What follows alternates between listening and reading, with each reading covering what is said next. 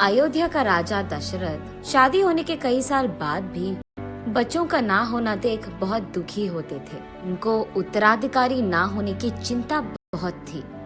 वशिष्ठ महामुनि दशरथ राजा को ऐसे देख उनकी चिंता के कारण जानते हैं। राजा, महायज्ञ का आयोजन कीजिए, अब वो भगवान ही आपकी चिंता दूर कर देंगे। ये कहकर अगले ही दिन दशरथ राजा और वशिष्ठ मुनि मिलकर महायज्ञ का शुरुआत करते हैं। यज्ञ के दौरान एक शक्तिशाली आदमी प्रसाद लेकर उस यज्ञ की आग से बाहर आता है। इस प्रसाद को अपने 3 बीवियों में बांट दो, ये कहकर प्रसाद को दशरथ राजा के हाथ में देते हैं। कुछ ही दिनों में कौशल्या को राम, कुछ और दिन बाद सुमित्रा को लक्ष्मण और कुछ और दिन गुजरने के बाद कैकेयी को भरत और शत्रुघ्न जन्मते हैं। कुछ ही सालों में विद्याभ्यास करने के लिए दशरथ राजा उनके बच्चों को वशिष्ठ मुनि के आश्रम भेजते हैं।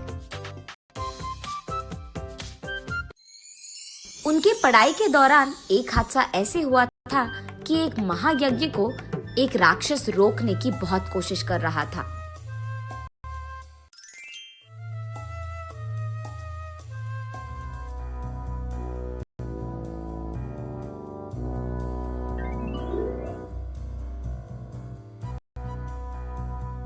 तब राम उसका ताकत और बुद्धि का इस्तेमाल करके उस राक्षस को खत्म कर देता है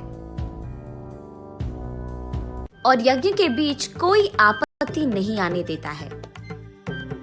श्री राम की वीरता का वशिष्ठ महामुनि कदर करते हैं। दूसरी तरफ जनक महाराज सीता स्वयंवर के लिए डंडोरा पिटवाते हैं।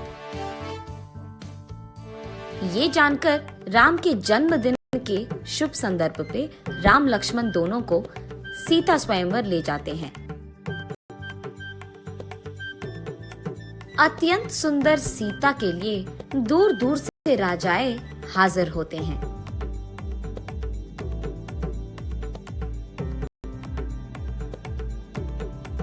वही मौजूद शिव धनुष को जो आदमी तोड़ता है, जनक महाराज कहते हैं कि वही आदमी सीता के पति बन पाएंगे।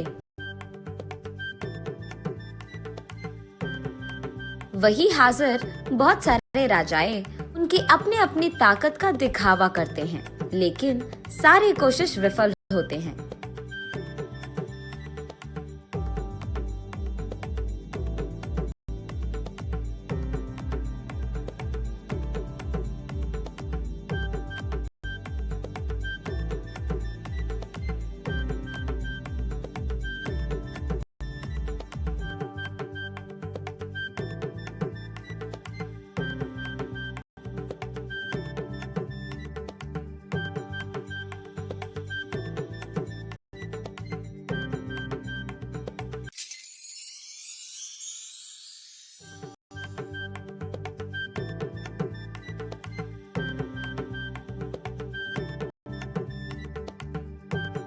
तब वशिष्ठ महामुनि के आदेश के अनुसार राम उस शिव धनुष को एक बड़ी ध्वनि से तोड़ देते हैं।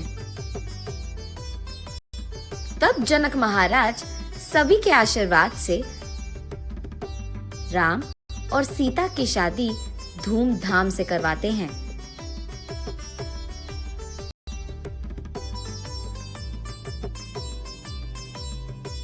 उसके बाद वो दोनों उनके घर अयोध्या पहुंचते हैं।